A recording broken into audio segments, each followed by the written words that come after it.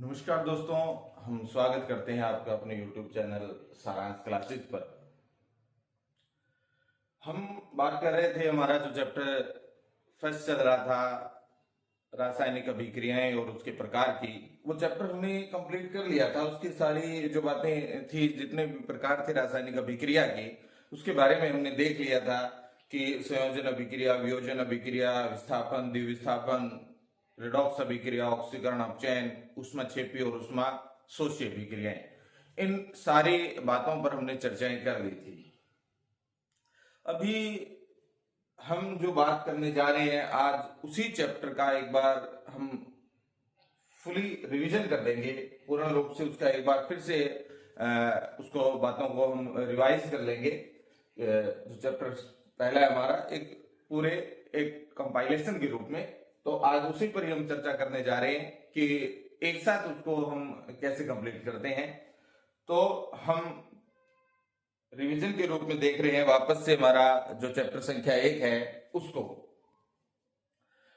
ये जो चैप्टरों की हमारी जो श्रृंखला चल रही है, जो सीरीज हमारी चल रही है, कि हमने जो एक प्रयास प्रारंभ किया है कि कक्षा 10 की जो एनसीईआरटी है उसके जो चैप्टर हैं उनको लगातार हम आगे बढ़ रहे हैं, उनको लगातार हम समझा रहे हैं। उससे आपको बेनिफिट तो निश्चित रूप से होगा ही होगा। वार्षिक परीक्षा में जो कक्षा 10 के लिए विशेष रूप से निश्चित रूप से यहाँ से प्रश्न आपको देखने को मिलेंगे। और मैं कह रहा हूँ निश्चित रूप से प्रश्न देखने को, ये नहीं है कि 1-2 प्रश्न मिले, लगभग जो क्वेश्चन आपको मिलेंगे वो हमारी वीडियो में निश्चित रूप से मिलेंगे। इस चीज का मैं आपसे दावा भी करता हूँ।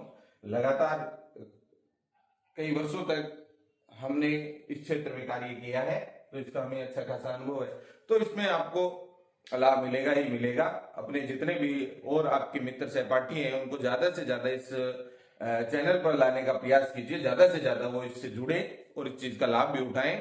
सब्सक्राइब भी कर सकते हैं अगर आपका मन हो कि सूचनाएं हमारे पास पहुंच जाए, नोटिफिकेशन हमारे पास पहुंच जाए कि कब हमारी वीडियो आ रही है, तो उसके बारे में भी आप कर सकते हैं। और कमेंट जरूर किया कीजिएगा, इससे पता लग जाता है कि क्या वास्तव में आप इस वीडियो को देख पा रहे हैं या नहीं देख पा रहे हैं। तो ये सारी तमाम बातें। तो अब हम हमारा जो चैप्टर संख्या फर्स्ट है उसका वापस से रिवीजन के रूप में देख रहे हैं। हमारा जो हमने जो चैप्टर प्रारंभ किया था रासायनिक अभिक्रिया और उसके प्रकार के बारे में, उसके बारे में हम बात करते हैं। हमारा जो सबसे पहला टॉपिक था, हमने देखा था कि सबसे पहले हम बात करते हैं अभिकारक की, कि अभिकारक क्या होते हैं।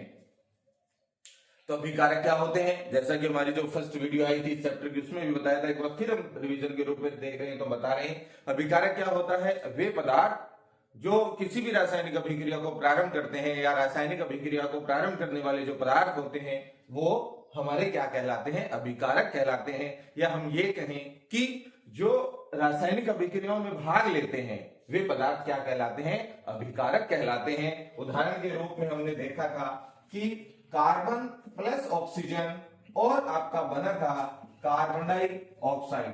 तो यहाँ पर ये जो दोनों हैं, कार्बन और ऑक्सीजन, ये दोनों ही आपके क्या होते हैं, अभिकारक होते हैं। ये दोनों ही आपके अभिकारक हैं। ये दोनों हैं, तभी हमारी रासायनिक अभिक्रिया क्या होगी, प्रारंभ होगी, अन्यथा रासायनिक अभिक्रिया प्रारंभ ही नहीं होगी। तो रासायनिक अभिक्रियाओं में भाग लेने वाले पदार्थ जो रासायनिक अभिक्रिया को प्रारंभ करते हैं क्या कहलाते हैं, हमारे अभिकारक कहलाते हैं। दूसरा आता है हमारा उत्पाद, जिसको हम प्रोडक्ट बोलते हैं। उत्पाद क्या होते हैं कि वे पदार्थ जो रासायनिक अभिक्रिया के संपन्न होने पर बनते हैं। रासायनिक अभिक्रिया के संपन्न होने पर बनने वाले जो पदार्थ या रासायनिक अभिक्रिया के संपन्न होने से जो प्राप्त होने वाले पदार्थ हैं वो हमारे उत्पाद कहलाते हैं। ये जो कार्बन डाइऑक्साइड बना है, कार्बन और ऑक्सीजन की क्रिया से ये जो प्रोडक्ट बना है, ये जो क्रिया संपन्न हुई और उसके दौरान जो पदार्थ हमें प्राप्त हुआ, ये हमारा क्या कहलाता है, उत्पाद कहलाता है। तो रासायनिक अभिक्रिया के संपन्न होने पर जो पदार्थ बनते हैं वो हमारे क्या कहलाते हैं, उत्पाद कहलाते हैं। उसके बाद आता है आपका रासायनिक अभिक्रिया, कि रासायनिक अभिक्रिया किसे कहते हैं। रासायनिक अभिक्रिया क्या होगी कि ये जो अभिकारक हैं, इन अभिकारकों के मध्य होने वाली क्रिया जिसके फलस्वरूप उत्पाद का निर्माण होता है, रासायनिक अभिक्रियाओं, ये जो अभिकारक हैं, इन अभिकारकों के मध्य होने वाली जो क्रिया, रासायनिक अभिक्रिया किसे कहते हैं? ये जो अभिकारक हैं, इन अभिकारकों के मध्य होने वाली क्रिया से जो नया पदार्थ बनेगा या रासायनिक वह क्रिया जिसमें अभिकारक आपस में क्रिया करके एक नए उत्पाद का निर्माण, एक नए पदार्थ का निर्माण करते हैं, तो इन दोनों के मध्य जो भी क्रिया हुई है, हो सकता है कि ये दोनों आपस में जुड़ जाएं, हो सकता है ये आपस में हो सकता है कोई एकल अभिकारक को टूट भी सकता है या कोई विस्थापन भी कर सकता है एक दूसरे। तो ये जो बातें होंगी, ये रासायनिक क्या कहलाएगी? अभिक्रिया कहलाएगी। और इसी रासायनिक अभिक्रिया के बाद किसका निर्माण होता है? उत्पाद का निर्माण होता है। एक आता है आपका रासायनिक अभिक्रिया के बाद रासायनिक समीकरण। एक होता है हमारा रासायनिक समीकरण। रासायनिक समीकरण किसे कहते हैं? रासायनिक समीकरण आपका क्या होता है कि जब किसी भी रासायनिक अभिक्रिया में ये जो हमारे अभिकारक हैं और ये जो हमारे उत्पाद हैं, इन अभिकारकों और उत्पादों को जब हम उनके प्रतीक के रूप में और उनकी अवस्थाओं के रूप में लिख देते हैं, उनके प्रतीकों के रूप में और उनकी अवस्थाओं के रूप में लिख देते हैं, तो वो जो समीकरण हमें प्राप्त होगी वो समीकरण हमारी रासायनिक समीकरण कहलाती है। ये हमारा अभिकारक था, ये उत्पाद था, हमने इनको क्या कर दिया? किस फॉर्म में लिख दिया? जैसे यदि हम बात करें कि कार्बन प्लस में ऑक्सीजन, कार्बन प्लस में ऑक्सीजन और आपका बन गया कार्बन डाइऑक्साइड, कार्बन डाइऑक्साइड। ये जो कार्बन डाइऑक्साइड बना है ये आपके अभिकारक हैं, ये हमारा उत्पाद है। जब इस अभिकारकों और उत्पादों को उनके प्रतीक के रूप में, कार्बन का प्रतीक C, ऑक्सीजन का प्रतीक O और 2 के रूप में द्विपरमाणु कण है तो O2, और क्या बन गया आपका? कार्बन डाइऑक्साइड बन गया। इसकी अवस्थाओं के रूप में जब हम बात करते हैं तो कार्बन आपका सॉलिड अवस्था में है, ऑक्सीजन गैसीय अवस्था में है और कार्बन डाइऑक्साइड भी आपका गैसीय अवस्था में है। तो जब किसी भी समीकरण में हम या वह समीकरण जिसमें अभिकारकों और उत्पादों को उनके प्रतीक के रूप में और उनकी अवस्थाओं के रूप में लिख देते हैं, तो उससे जो बनने वाली या जो प्राप्त होने वाली समीकरण है वो समीकरण हमारी क्या कहलाती है? रासायनिक समीकरण कहलाती है। अब इस रासायनिक जो समीकरण है, इस रासायनिक समीकरण को हम आगे 2 भागों में, इसके संतुलन के आधार पर 2 भागों में विभाजित कर सकते हैं कि एक समीकरण हमारी संतुलित समीकरण होगी और एक समीकरण हमारी असंतुलित समीकरण होगी। एक होता है संतुलित समीकरण। रासायनिक समीकरण के प्रकार में एक होता है हमारा संतुलित समीकरण। कि संतुलित समीकरण किसे कहते हैं? संतुलित समीकरण किसे कहते हैं इसके बारे में हमने बात की थी कि संतुलित समीकरण में क्या होगा कि ऐसी रासायनिक समीकरण या वो समीकरण जिसमें क्या होगा कि जो भी हमारा उत्पाद, जो अभिकारक होंगे, जैसे ये है, ये दोनों ही हमारे क्या है? अभिकारक हैं और इनके बीच में क्रिया हुई और एक उत्पाद, नया पदार्थ प्राप्त हुआ, कार्बन डाइऑक्साइड। तो ये जो हमारे क्या है? अभिकारक हैं, ये हमारे अभिकारक हैं और ये हमारा उत्पाद है। तो संतुलित समीकरण में क्या होगा कि अभिकारकों में जो परमाणु है, प्रत्येक तत्व के अभिकारक में परमाणुओं की संख्या और उत्पाद में परमाणुओं की संख्या यदि समान रहती है तो ऐसी जो समीकरण होगी हमारी, ऐसी समीकरण संतुलित समीकरण कहलाती है। अगर इसकी बात करें हम कि ये क्या संतुलित समीकरण है? बिल्कुल है। कार्बन का परमाणु, इसके कितने, कार्बन का जो हमारा तत्व है, कार्बन का यहाँ कितने कितने परमाणु है? तो कार्बन के दोनों तरफ, उत्पाद और अभिकारक में दोनों तरफ इसकी संख्या 1-1 है। ऑक्सीजन की बात करें तो ऑक्सीजन की यहाँ ऑक्सीजन के 2 परमाणु, यहाँ भी ऑक्सीजन के 2 परमाणु। इसका मतलब ये हुआ कि जो अभिकारक हैं और जो उत्पाद हैं, इन दोनों में ही परमाणुओं की संख्या प्रत्येक तरफ बराबर आ रही है, तो ऐसी समीकरण हमारी संतुलित समीकरण कहलाती है। फिर एक होता है हमारा असंतुलित समीकरण। असंतुलित समीकरण किसे कहते हैं? तो असंतुलित समीकरण क्या होगी कि वह समीकरण जिसमें जो अभिकारक और उत्पाद दोनों में परमाणुओं की संख्या बराबर नहीं होती। जैसे एक एग्जांपल अगर हम दें तो मैग्नीशियम प्लस ऑक्सीजन और आपका उत्पाद के रूप में क्या प्राप्त होगा? मैग्नीशियम ऑक्साइड प्राप्त होगा। उत्पाद के रूप में क्या प्राप्त होगा? मैग्नीशियम प्राप्त होगा।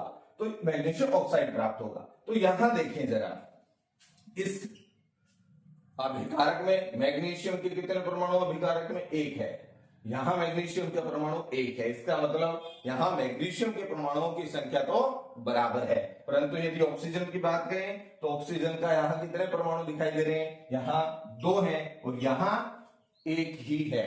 तो इस प्रकार की समीकरण में आप देख पा रहे हैं कि दोनों तरफ अर्थात अभिकारक में भी और उत्पाद में भी परमाणुओं की संख्या आपको समान दिखाई नहीं दे रही है।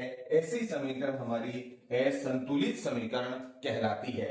इस समीकरण को एक नाम और भी है कंकाली समीकरण। तो इसको हम कंकाली समीकरण भी कहते हैं। इसको कौन सी समीकरण कहते हैं? कंकाली समीकरण भी कहते हैं। कौन सी समीकरण को? असंतुलित समीकरण को। कौन सी समीकरण को? असंतुलित जो समीकरण है इसको कंकाली समीकरण भी कहा जाता है।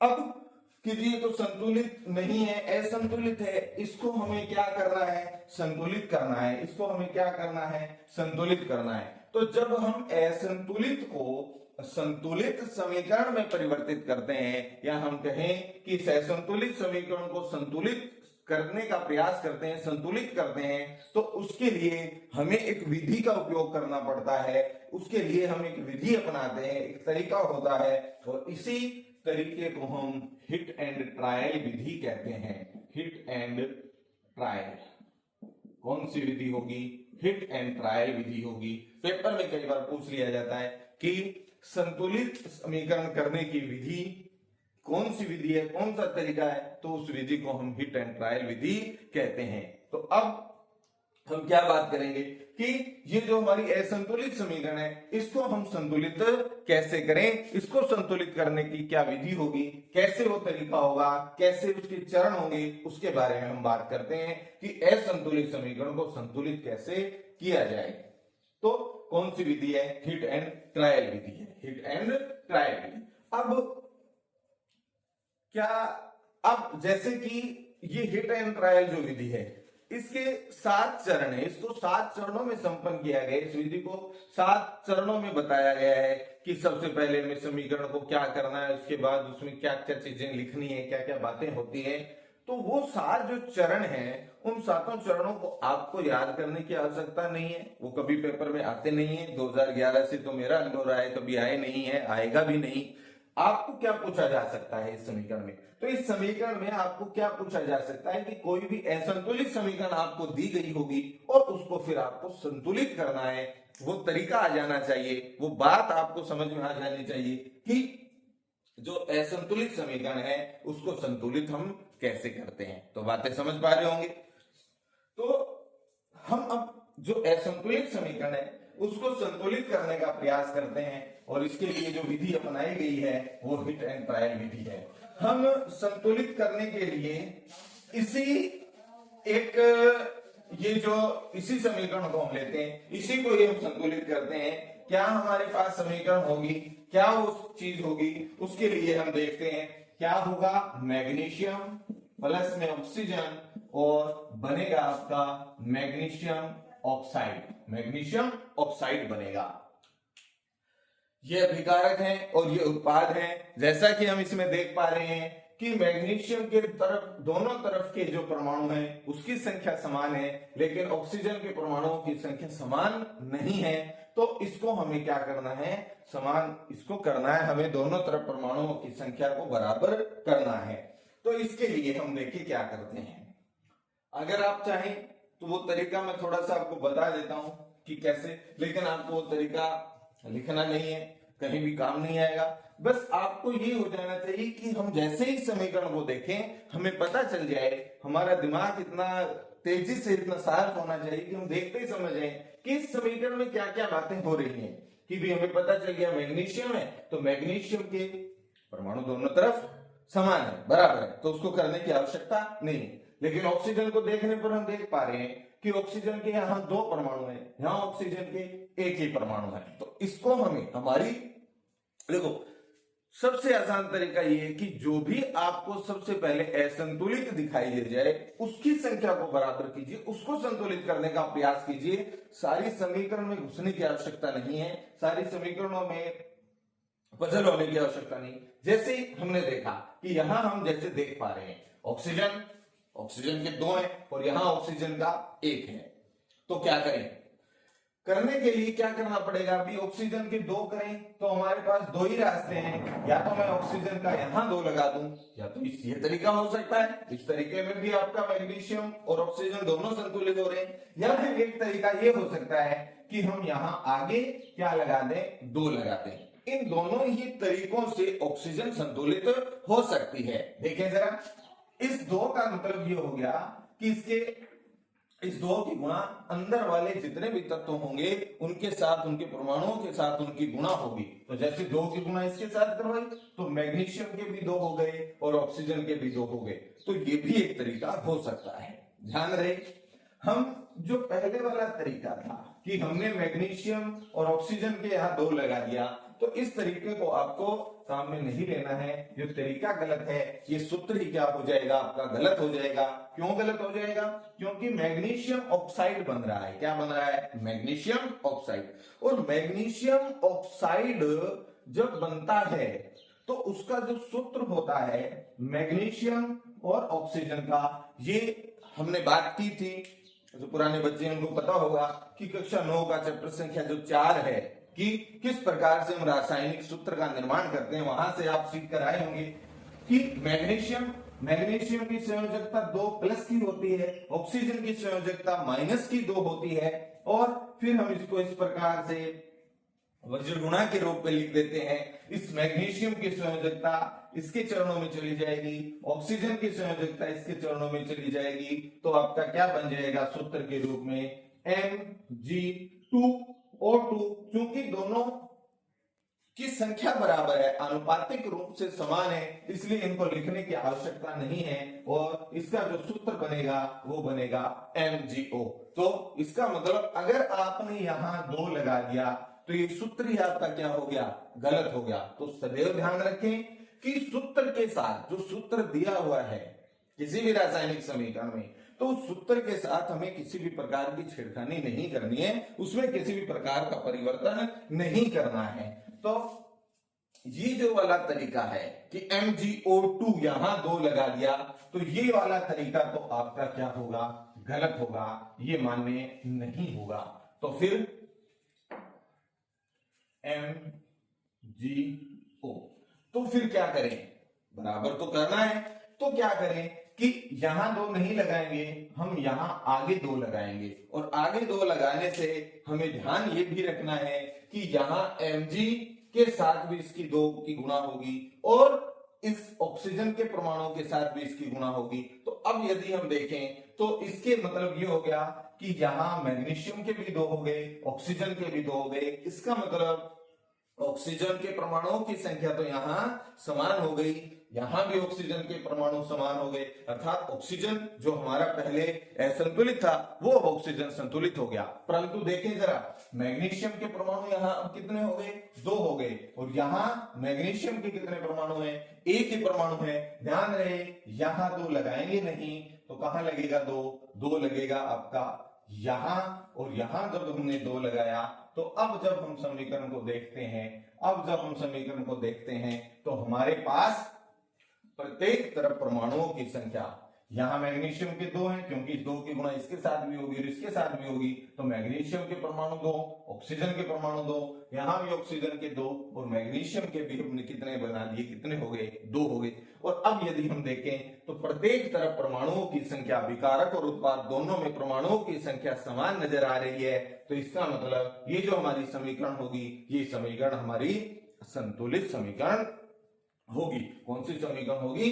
संतुलित समीकरण होगी। तो इस प्रकार से हम समीकरण को क्या करते हैं? संतुलित करते हैं। हमारे पास वो एक तरीका हो सकता है कि हम एक सारणी बनाएं, उसके बाद हम प्रत्येक तत्वों के साथ उसकी गुणा करवाई जाए और अंतिम जो हमें परिणाम प्राप्त होगा फिर हम दोबारा से, वो एक जटिल प्रक्रिया होती है। लेकिन अगर आप चाहें तो मैं उसको भी बता सकता हूं कि यहाँ पर आप परमाणु लिख लीजिए। कौन कौन से परमाणु है हमारे पास? यहाँ दो हैं, एक मैग्नीशियम है और एक ऑक्सीजन है। यहां लिखना आप कि अभिकारकों में परमाणुओं की संख्या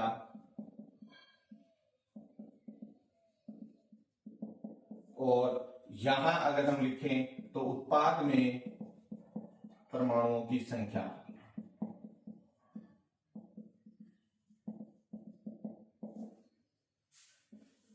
यहां अब लिखें तो मैग्नीशियम की यदि हम बात करें, शुरुआत की प्रारंभ में हमने क्या बातें की थी, तो मैग्नीशियम के यहां एक है और यहां भी एक है, इसका मतलब मैग्नीशियम तो बराबर है। ऑक्सीजन के यहां दो हैं और यहां कितने हैं? एक हैं। अब क्या करना होगा? यहां दो है, यहां एक है, तो क्या किया जाए? गुणा किया जाए। तो यहां हमने दो से क्या कर दिया? गुणा कर दिया। दो से गुणा करने पर क्या होगा? हमने देखा था यहां जब हमने दो से गुणा की थी तो अब ऑक्सीजन के तो बराबर हो गए, लेकिन उत्पाद में मैग्नीशियम की संख्या कितनी हो गई? दो हो गई। मैग्नीशियम की संख्या दो हो गई। तो अब मैग्नीशियम क्या हो गया? मैग्नीशियम अब कितना हो गया? मैग्नीशियम की संख्या अब दो हो गई।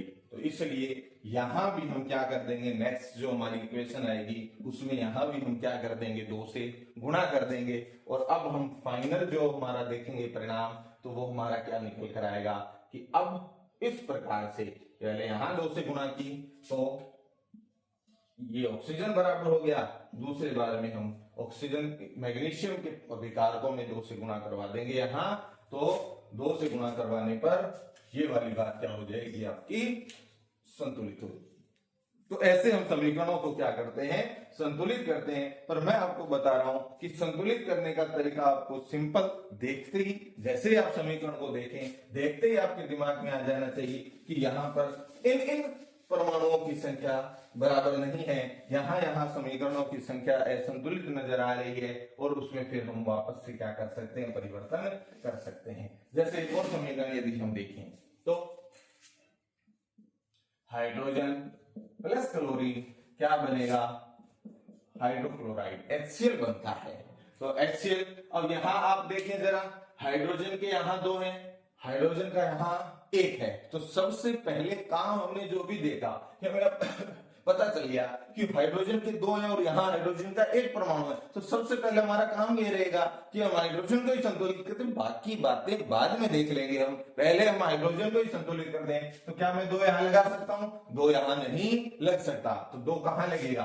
दो लगेगा आपका कहाँ? दो लगेगा आगे। और जैसे ही दो आगे लगाया, अब देखें जरा, इस दो की गुणा इस H के साथ होगी तो हाइड्रोजन के बराबर हो गए, क्लोरीन के साथ भी होगी तो क्लोरीन के भी दो हो गए। तो इस तरफ भी हाइड्रोजन और क्लोरीन दोनों की संख्या दो दो हो चुकी है। यहां पहले से इनकी संख्या क्या थी? दो दो थी। तो इस प्रकार ये समीकरण भी हमारी क्या हो जाएगी? संतुलित हो जाएगी। तो इस प्रकार से हम समीकरणों को क्या करते हैं? संतुलित करते हैं। तो ये संतुलित करने का एक तरीका है, और संतुलित किसे कहते हैं वो बातें हमने कर दी। बाकी इसका आपको जितना ज्यादा अभ्यास करेंगे ये आपको संतुलित हो जाएगी। और अक्सर पेपर में पूछ लिया जाता है कि समीकरणों को संतुलित हम कैसे करते हैं, कि समीकरणों को संतुलित करने का तरीका बताएं। तो ये थी हमारी संतुलित समीकरण और असंतुलित समीकरण। रासायनिक अभिक्रियाओं के बारे में हमने बात की कि अभिकारकों के मध्य होने वाली क्रिया जिसके फलस्वरूप किसका निर्माण हो? उत्पाद का निर्माण हो, एक नए पदार्थ का निर्माण हो, वो क्या कहलाती है? रासायनिक अभिक्रिया कहलाती है। अब हमारा रासायनिक अभिक्रियाओं का प्रकार, रासायनिक अभिक्रिया के प्रकार, और इस रासायनिक अभिक्रिया के प्रकार में जो पहली बात होगी वो होगी हमारी कौन सी अभिक्रिया? संयोजन अभिक्रिया। कौन सी अभिक्रिया? संयोजन अभिक्रिया। कि संयोजन अभिक्रिया किसे कहते हैं? क्या होती है संयोजन अभिक्रिया? तो संयोजन अभिक्रिया किसे कहते हैं? जैसा कि हमें नाम से पता, हमने शुरुआत की प्रारंभ, क्योंकि रिवीजन चल रहा है तो हम तेजी से बातों करेंगे, हमने पहले ये बातें कर ली हैं। तो संयोजन अभिक्रिया क्या होगी कि वह रासायनिक अभिक्रिया जिसमें, संयोजन का मतलब जुड़ना, तो वह रासायनिक अभिक्रिया जिसमें दो या दो से अधिक पदार्थ, दो या दो से अधिक अभिकारक आपस में जुड़ेंगे, और जब विकारक आपस में जुड़ते हैं तो विकारकों के फलस्वरूप किसका निर्माण होता है? उत्पाद का निर्माण होता है। तो संयोजन का मतलब दो, तो क्या मतलब हो गया कि वह रासायनिक अभिक्रिया जिसमें दो या दो से अधिक अभिकारक आपस में जुड़कर एकल उत्पाद का या एकल पदार्थ का निर्माण करते हैं, क्या कहलाती है? संयोजन अभिक्रिया कहलाती है। कौन सी अभिक्रिया? संयोजन अभिक्रिया कहलाती है। तो संयोजन अभिक्रिया, इसके यदि हम उदाहरण की बात करें, इसका क्या उदाहरण हो सकता है? तो इसका पहला उदाहरण हम लिख सकते हैं कोयले का दहन। पेपर में अक्सर पूछा जाता रहा है कि कोयले के दहन की संतुलित समीकरण लिखिए और इसका प्रकार बताइए कि कौन सा प्रकार है, या ऐसे पूछ लिया जाएगा संयोजन अभिक्रिया किसे कहते हैं, कोयले के दहन के लिए संतुलित समीकरण लिखिए। किसी भी प्रकार पेपर में पूछा जा सकता है, आपको ये तैयार करना है, आपको ये याद रखना है। तो कोयले का दहन हमें पता है, कोयला कार्बन होता है, दहन का मतलब इसकी क्रिया ऑक्सीजन के साथ होगी, तो क्या बन जाएगा? Carbon dioxide. क्या बनेगी? Carbon dioxide. इसी प्रकार मैग्नीशियम फीते का दहन Mg+O2 क्या बनेगा आपका? Magnesium hydroxide, magnesium oxide. ये भी आपकी कौन सी अभिक्रिया है?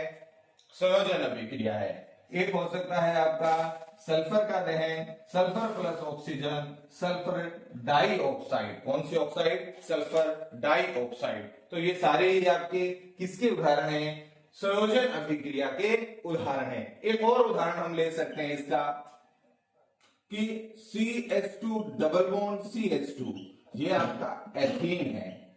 इस एथीन की क्रिया जब हाइड्रोजन के साथ होती है निकेल या पैलेडियम उत्प्रेरक की उपस्थिति में, तो आपका जो उत्पाद बनेगा इसमें भी क्या होगा कि ये जो एथीन है इसके साथ ये हाइड्रोजन का क्या हो जाएगा? संयोजन हो जाएगा, और इसके संयोजन से क्या बन जाएगा आपका? CH3 सिंगल बॉन्ड CH3, अर्थात CH3 ये आपका एथेन होता है। तो क्या बन गया? एथेन से एथेन का निर्माण होना, अर्थात इस एथेन में जब हमने हाइड्रोजन को जोड़ दिया तो इसमें भी क्या जुड़ रहे हैं? दो अभिकारक जुड़े, और दो अभिकारकों में जुड़कर एथेन एकल उत्पाद का क्या कर लिया? निर्माण कर लिया। तो ये सारी अभिक्रियाएं किस अभिक्रिया का उदाहरण है? संयोजन अभिक्रिया का उदाहरण है। अर्थात उसमें क्या होगा कि दो या दो से अधिक हो सकते हैं अभिकारक आपस में जुड़ेंगे और एकल उत्पाद का निर्माण कर लेंगे। ऐसी अभिक्रियाएं क्या कहलाती हैं? संयोजन अभिक्रिया कहलाती हैं। अब बात कर लेते हैं संयोजन का ही दूसरा प्रकार क्या होता है? वियोजन होता है। क्या होता है? यहां से क्वेश्चन आने की संभावना मैं फिर बता रहा हूं, थोड़ा देख लेना, इस हवाबाजी में मत रहना कि ये तो केवल YouTube पर फ्री की क्लासेस हैं तो इसमें से कुछ नहीं आएगा। मैं बता रहा हूं निश्चित रूप से आपको वार्षिक परीक्षा में यहां से लाभ होगा ही होगा। और दूसरे जो बच्चे हैं, जो पुराने बच्चे हैं, तो वो भी इस वीडियो को जरूर देख ही रहे होंगे अधिकांश। तो कमेंट आप जरूर करें, पुराने वाले बच्चों मेरे लाल कमेंट जरूर कर देना, है ना? तो उससे क्या होगा कि पता चल जाएगा कौन कौन बच्चा इसको देख रहा है। पुराने वाले बच्चे तो इसको जरूर ही कमेंट करें उसमें कि हाँ सर हम देख रहे हैं, हमारे ये बातें समझ में आ रही है। तो कमेंट करके एक बार अपने उपस्थिति को जरूर दर्ज करवा दें, अपनी उपस्थिति को एक बार जरूर दिखा दें। तो यहां से हमारी संयोजन अभिक्रिया। अब बात आती है हमारी वियोजन अभिक्रिया की, और वियोजन का ही दूसरा नाम क्या होता है? वियोजन का ही दूसरा नाम होता है अपघटन अभिक्रिया। तो इसको हम क्या कह सकते हैं? इसको हम कह सकते हैं, ये होगी हमारी या तो वियोजन अभिक्रिया कह सकते हैं, वियोजन अभिक्रिया, वियोजन अभिक्रिया कहें, या इसी का ही एक नाम अपघटन अभिक्रिया होता है। इसी का एक नाम अपघटन अभिक्रिया होता है। एक ही बात है, वियोजन कहें या अपघटन अभिक्रिया कहें, सारी बातें एक ही हैं। वियोजन या अपघटन अभिक्रिया। अपघटन का जो अर्थ होता है, इसका अर्थ होता है टूटना। इसका अर्थ होता है टूटना। इसका मतलब इस अभिक्रिया में पदार्थ क्या होगा? टूटेगा। पदार्थ क्या होगा? टूटेगा। अब सोचने वाली बात क्या होगी कि कैसे सर इसको याद करें। इसको याद करने का एक आसान सा तरीका, जो संयोजन अभिक्रिया है, संयोजन अभिक्रिया में हमने देखा था एक पदार्थ ये एक पदार्थ ये, इन पदार्थों को आपस में हम क्या कर सकते हैं, इन आपस में इनके बीच क्या हो सकती है, क्रिया हो सकती है, और ये दोनों पदार्थ आपस में क्या हो सकते हैं, जुड़ सकते हैं। तो जुड़ने के लिए, संयोजित होने के लिए तो कम से कम कितने पदार्थों की आवश्यकता, कितने अभिकारकों की आवश्यकता होगी, 2 अभिकारकों की आवश्यकता होगी ही होगी। परंतु टूटने के लिए बताओ, ये हमारा एक मार्कर है, इस मार्कर, ये एक ही मार्कर है, एक एकल जो मार्कर है, इस मार्कर को क्या मैं आपस में जोड़ सकता हूं, नहीं जुड़ेगा। टूटने के लिए केवल इस एक की ही क्या होती है, आवश्यकता होती है।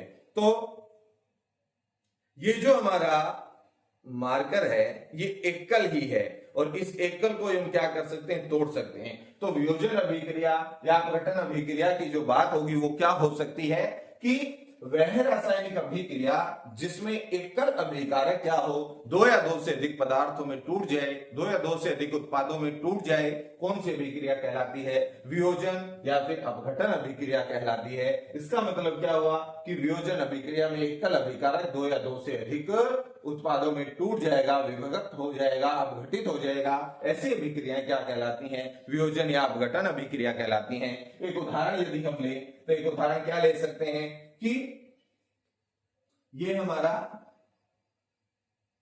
FeSO4 है, फेरस सल्फेट है। जैसे ही हमने इसको गर्म किया, गर्म करने पर ये फेरिक ऑक्साइड Fe2O3 प्लस में सल्फर डाइऑक्साइड प्लस में सल्फर ट्राइऑक्साइड, इनमें क्या हो गया, विभक्त हो गया। फेरस सल्फेट था, फेरिक ऑक्साइड में, सल्फर डाई में और सल्फर ट्राइऑक्साइड में क्या हो गया, विभक्त हो गया। तो उस गर्म करने पर या उष्मा देने पर तो एकल था और कितने भागों में टूट गया, 2 या 2 से अधिक भागों में टूट गया, 2 या 2 से अधिक पदार्थों में विभक्त हो गया। तो ऐसी अभिक्रियाएं क्या कहलाती हैं, वियोजन या अपघटन अभिक्रिया कहलाती हैं। इस वियोजन या अपघटन अभिक्रियाओं को हमने आगे 3 भागों में विभाजित किया है। 3 इसके प्रकार होते हैं। 3 कौन कौन से प्रकार होते हैं, यहां लिख देता हूं मैं एक बार। ये ऊष्मा के द्वारा, विद्युत के द्वारा और प्रकाश के द्वारा। इसका मतलब कि कोई भी एकल जो अभिकारक है वो प्रकाश की उपस्थिति में टूट सकता है, प्रकाश के द्वारा टूट जाए, या विद्युत धारा के द्वारा टूट जाए, या फिर ऊष्मा की उपस्थिति में गर्म करने पर टूट जाए। इन तीनों ही प्रकार से वो पदार्थ यदि टूटता है तो इस आधार पर हमने अपघटन अभिक्रिया को या वियोजन अभिक्रिया को 3 भागों में क्या कर दिया, विभाजित कर दिया। 3 इसके प्रकार बताए। सबसे पहले, चूंकि यदि कोई अभिकारक ऊष्मा की वजह से टूटता है तो उसको हम कहते हैं ऊष्मा अपघटन या ऊष्मीय वियोजन। ये विद्युत की वजह से यदि टूटता है तो विद्युत अपघटन, और यदि प्रकाश की वजह से टूटता है तो प्रकाश अपघटन अभिक्रिया कहलाती है। सबसे पहले हम बात करते हैं ऊष्मा अपघटन की, कि ऊष्मा अपघटन अभिक्रिया क्या होती है। देखिए जरा एक बार कि ऊष्मीय अपघटन अभिक्रिया क्या होती है, किसे कहते हैं ऊष्मीय अपघटन। तो सबसे पहले हम बात करते हैं ऊष्मीय या तापीय अपघटन का, ऊष्मीय या तापीय अपघटन अभिक्रिया का। ऊष्मीय या तापीय अपघटन अभिक्रिया क्या कहलाती है कि वह रासायनिक अभिक्रिया जिसमें कोई एकल पदार्थ, क्योंकि ऊष्मीय अपघटन या ऊष्मा अपघटन है तो ऊष्मा की उपस्थिति में कोई पदार्थ यदि टूटता है तो वह रासायनिक अभिक्रिया जिसमें एकल पदार्थ ऊष्मा की उपस्थिति में ऊष्मा को अवशोषित कर 2 या 2 से अधिक सरल उत्पाद में 2 या 2 से अधिक सरल पदार्थों में टूट जाता है, कौन सी अभिक्रिया कहलाती है, ऊष्मीय या तापीय अपघटन कहलाती है। जैसा कि हमने ये देखा कि ये हमारा क्या था, फेरस सल्फेट था। फेरस सल्फेट को जैसे ही हमने गर्म किया ये फेरिक ऑक्साइड, सल्फर डाई और सल्फर ट्राई ऑक्साइड में विभक्त हो गया। किसकी उपस्थिति में, गर्म करने पर, ऊष्मा या ताप देने पर इनकी उपस्थिति में जो कोई एकल पदार्थ 2 या 2 से अधिक सरल अणुओं में टूट जाए, कौन सी अभिक्रिया कहलाती है, ऊष्मीय या तापीय अपघटन अभिक्रिया कहलाती है। तो ये हमारा कुछ अभिक्रिया। एक और उदाहरण, जो वार्षिक परीक्षा की दृष्टि से महत्वपूर्ण है, पेपर में पूछने की संभावना बहुत ज्यादा है इसकी, मैं इंपॉर्टेंट लगा रहा हूं उस बात को, इसको आप याद ही कर लेना। v की घात 8 इंपॉर्टेंट है, उष्मीय तापीय अपघटन, और इसका उदाहरण जो आपसे पूछे जाने की संभावना है, निश्चित रूप से मुझे लगता है इस बार की वार्षिक परीक्षा में आपको देखने को मिलेगा। वो क्या होता है? उष्मीय या तापीय अपघटन। इसका जो बेहतरीन उदाहरण हो सकता है कि पेपर में पूछा जाएगा कैल्शियम कार्बोनेट, कैल्शियम कार्बोनेट का उष्मीय वियोजन, कैल्शियम कार्बोनेट का उष्मीय वियोजन, इसके लिए एक समीकरण दीजिए। एक बार सुंदर ढंग से लिख लेते हैं हम यहां पर, कोई बात नहीं। कैल्शियम कार्बोनेट का, कैल्शियम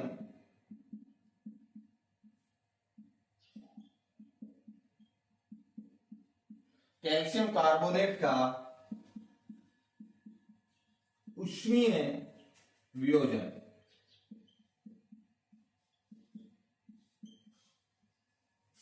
कैल्शियम कार्बोनेट का उष्मीय वियोजन, इसका मतलब उष्मीय वियोजन का मतलब तो हमें पता चल गया कि कैल्शियम जो कार्बोनेट होगा वो उष्मा की उपस्थिति में 2 या 2 से अधिक सरल अणुओं में विभक्त होगा।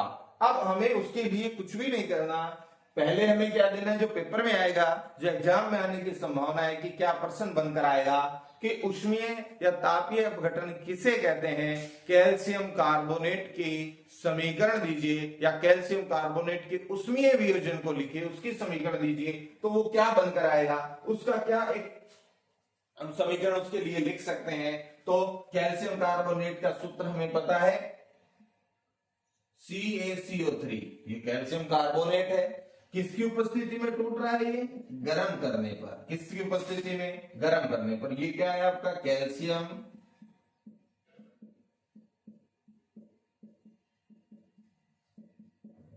कार्बोनेट, गर्म किया, गर्म करने पर ये कैल्शियम ऑक्साइड और कार्बन डाइऑक्साइड, कैल्शियम ऑक्साइड और कार्बन डाइऑक्साइड, ये आपका कैल्शियम ऑक्साइड है, कैल्शियम ऑक्साइड और प्लस में कार्बन डाइऑक्साइड,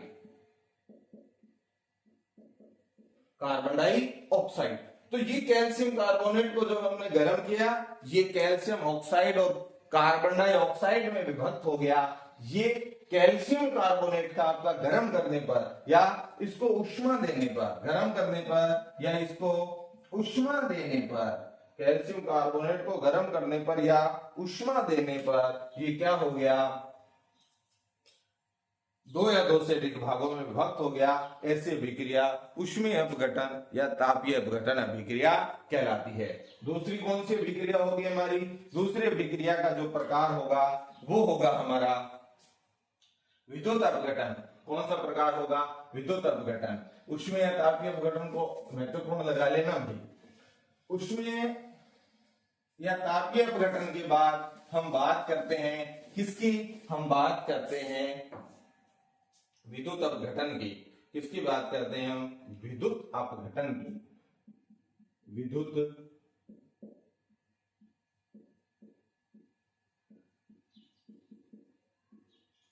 ये विद्युत अपघटन क्या होता है, विद्युत अपघटन में क्या होगा कि अपघटन का मतलब टूट रहा है, विद्युत का मतलब विद्युत धारा की उपस्थिति में। अब एक बात का यहां ध्यान रखिए, कोई भी पदार्थ विद्युत की उपस्थिति में तभी विघटित होगा, तभी उसका अपघटन होगा जब वो पदार्थ या तो अपनी द्रवित अवस्था में होगा या गलित अवस्था में होगा, तभी उसका विद्युत के द्वारा अपघटन संभव है, ऐसे संभव नहीं है। यदि मान लो साधारण नमक को हमने सीधा ही ठोस की अवस्था में, जैसे आप मार्केट से कोई थैली लेकर आते हो, उसका बैग लेकर आते हो, तो वो ठोस अवस्था में है, और इस ठोस अवस्था में यदि हम विद्युत धारा प्रवाहित भी करेंगे तो भी उसका अपघटन नहीं होगा। तो अपघटन करने के लिए हमारे पास शर्त यही है कि वो या तो गलित अवस्था में हो या द्रवित अवस्था में हो। तो द्रवित या गलित अवस्था में ही उस पदार्थ का विद्युत अपघटन हो सकता है। तो हम क्या परिभाषा देंगे यहाँ पर कि जब किसी पदार्थ के या जब किसी एकल अभिकारक कि द्रवित या गलित अवस्था में विद्युत धारा प्रवाहित की जाती है तो वह दो या दो से अधिक भागों में, दो या दो से अधिक उत्पादों में विभक्त हो जाता है। इस प्रकार की जो हमारी अपघटन होगा वो अपघटन क्या कहलाएगा? विद्युत अपघटन कहलाएगा। जैसे कि उदाहरण के रूप में हम लिख सकते हैं सोडियम, या हम लिख सकते हैं जल का विद्युत अपघटन, जल का विद्युत अपघटन, जल का विद्युत अपघटन। ये भी आपका महत्वपूर्ण पेपर में अक्सर पूछा जाता है कि अपघटन, विद्युत अपघटन किसे कहते हैं? जल के विद्युत अपघटन की अभिक्रिया दीजिए। कई बार इसके लिए क्रियाकलाप भी दे दिया जाता है, क्रियाकलाप भी आपसे पूछ लिया जाता है। तो जल का विद्युत अपघटन क्या होता है? H2O जल है, इसमें हमने क्या प्रवाहित कर दी? विद्युत धारा प्रवाहित की। इसमें हमने विद्युत धारा प्रवाहित की। H2O है, इसमें हमने विद्युत धारा प्रवाहित की। ये किसमें टूट जाएगा? H2 प्लस O2 में टूट जाएगा, हाइड्रोजन और ऑक्सीजन में टूट जाएगा। समीकरण को संतुलित करने के लिए यहां मैंने 2 लगा दिया और यहां मैंने 2 लगा दिया। अब ये समीकरण हमारी संतुलित भी है। तो जल का ये क्या हो गया? विद्युत धारा की उपस्थिति में टूट गया। तो ऐसी विक्रिया क्या कहलाती है? विद्युत अपघटन। एक और उदाहरण दे सकते हैं, सोडियम क्लोराइड का भी क्या हो सकता है? विद्युत अपघटन किया जा सकता है। Sodium chloride, sodium chloride, sodium chloride या साधारण नमक। सूत्र क्या होता है इसका? NaCl। जब NaCl में विद्युत धारा प्रवाहित की तो ये Na प्लस और Cl2 में क्या हो जाता है? विभक्त हो जाता है। और इस प्रकार की अभिक्रिया हमारी क्या कहलाती है? विद्युत अपघटन अभिक्रिया कहलाती है। तो विद्युत धारा की उपस्थिति में कोई पदार्थ जब टूटता है तो वो विद्युत अपघटन कहलाता है। एक और प्रकार होता है इसका प्रकाश अपघटन। प्रकाश अपघटन का मतलब क्या हुआ कि इस बार जो पदार्थ होगा वो किसकी उपस्थिति में टूटेगा? प्रकाश की उपस्थिति में टूटेगा। किसकी उपस्थिति में टूटेगा? प्रकाश की उपस्थिति में टूटता है। तो ऐसी अभिक्रिया हमारी क्या कहलाती है? प्रकाश अपघटन कहलाती है। किसकी उपस्थिति में टूटे? प्रकाश की उपस्थिति में टूटे। तो वह रासायनिक अभिक्रिया जिसमें एकल पदार्थ किसकी उपस्थिति में टूटता है?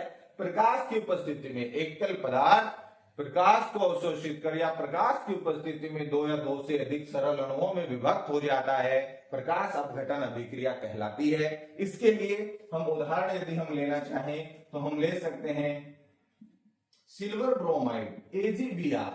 ये AgBr है, सिल्वर ब्रोमाइड, सिल्वर ब्रोमाइड, ये सिल्वर ब्रोमाइड है। सूर्य का प्रकाश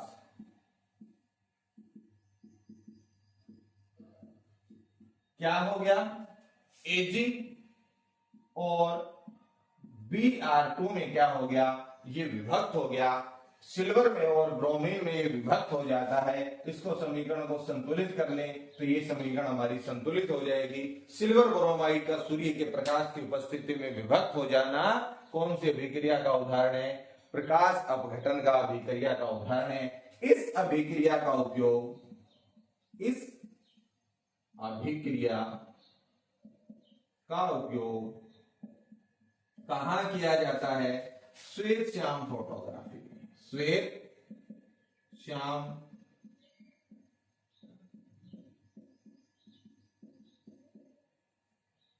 श्याम फोटोग्राफी में जो ब्लैक एंड व्हाइट जो फोटो आती थी उसमें इस अभिक्रिया का क्या किया जाता है? प्रयोग किया जाता है। तो ये हमारा कौन सा अभिक्रिया हो गई? प्रकाश अपघटन अभिक्रिया हो गई। तो आज हमने बात की संयोजन अभिक्रिया की और वियोजन अभिक्रिया की और उनके प्रकारों के बारे में भी हमने देख लिया। कल ये बचा हुआ जो चैप्टर है इसको हम संपन्न कर देंगे और उसके बाद कुछ क्वेश्चन मैं लेकर आऊंगा, 10 से 15 क्वेश्चन। उन क्वेश्चनों को एक बार आप देख लेना, उन क्वेश्चनों को याद कर लेना और वहां से जो क्वेश्चन कल मैं बताऊंगा वहां से निश्चित रूप से आपको क्वेश्चन वार्षिक परीक्षा में देखने को मिलेंगे ही मिलेंगे। तो आगे की बातें हम कल करते हैं। इस चैनल को मैं फिर बता रहा हूं, ज्यादा से ज्यादा लाइक, सब्सक्राइब और कमेंट जो भी बच्चे हैं, जो पुराने बच्चे देख रहे हैं, उन बच्चों से भी हम यही उम्मीद रखते हैं कि वो इस वीडियो में कमेंट जरूर करें, एक बार बताएं कि कौन कौन बच्चे वीडियो देख रहे हैं, कहां तक वो सूचनाएं उन तक पहुंच पा रही हैं, क्या वो वास्तव में इसका लाभ उठा पा रहे हैं या नहीं उठा पा रहे हैं। तो वो इस वीडियो में कमेंट जरूर करें, लाइक और सब्सक्राइब अगर आपको अच्छी लगती है बातें तो जरूर कीजिएगा। तो आज के लिए इतना ही, बहुत बहुत धन्यवाद।